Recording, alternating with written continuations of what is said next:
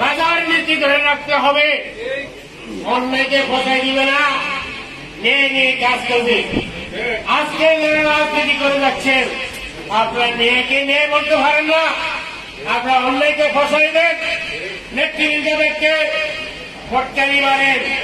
আপনাদের পায়ের তলে মাটি নেই, অসাংগঠনিক কার্যক্রমে আপনারা জড়িত হয়েছেন, নেতৃবৃন্দদেরকে আপনারা উল্টা পুল্টা রাজনীতি শিখিয়ে যাচ্ছেন। আসুন, সাংগঠনিক নিয়মে কাজ করুন।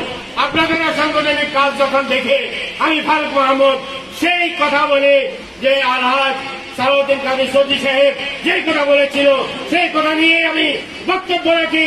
অন্যকে আমি ফসাই দিই না, যার কারণে ফারুক মাহমুদ ভালো হতে পারে না, যার কারণে ফারুক মাহমুদের বক্তব্য রয়েছে, বলে ফারুক মাহমুদের কথাবার্তা বক্তব্য ঠিক নেই। আমি যদি আপনাদেরকে সত্যিকার অর্থে সাংগঠনিক নিয়ম যদি তুলে ধরি, তখন ফারুক মাহমুদের কথা ভালো লাগে না। কারণ তেল মারা রাজনীতি ফারুক মাহমুদ করে না। যারা রবিকে দিয়ে ওদের তেল মালিশ নিয়ে আপনারা থাকবেন। আপনারা আসুন, সাংগঠনিক নিয়মে আপনারা রাজনীতি করুন। আপনাদের বিরুদ্ধে আমাদের কোন আন্দোলন নাই, আপনাদের সিস্টেমের বিরুদ্ধে আন্দোলন। আপনারা সিস্টেমে আসুন, ধারাবাহিকতায় আসুন, ধারাবাহিকতায় রাজনীতি করুন। আমরা বলি না যে আপনারা ক্ষমতায় থাকতে পারবেন না।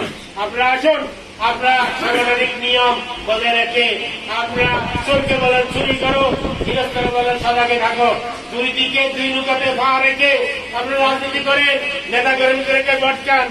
সাধারণ আমার নেতৃবৃন্দদেরকে আমরা ফোন করে এদেরকে অন্য একটা সংগঠনে নিয়ে যে বিএনপির অনুষ্ঠান ছিল আরেকটা প্রোগ্রাম করে আমাদের নেতৃবৃন্দদেরকে আপনারা প্রোগ্রাম করেন। আপনারা যদি অভিভাবক আপনারা সংযুক্ত আরব আমিরাতের অভিভাবক আমরা বলি, আপনাদের নেতৃত্বে আমরা কাজ করি।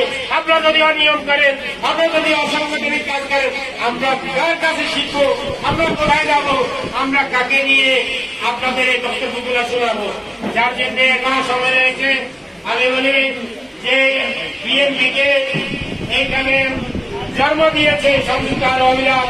আজকে তিনি আমাদের মাঝে এসেছেন প্রকৌশলী সালাউদ্দিন সাহেবকে সঙ্গে নিয়ে, ওনার সহযোগিতা নিয়ে আসুন, সংযুক্ত আরব আমিরাত সুন্দর করে আমরা সবাই ঐক্যবদ্ধ হয়ে ইনশাআল্লাহ সংযুক্ত আরব আমিরাতের বিএনপিকে শক্তিশালী করবো।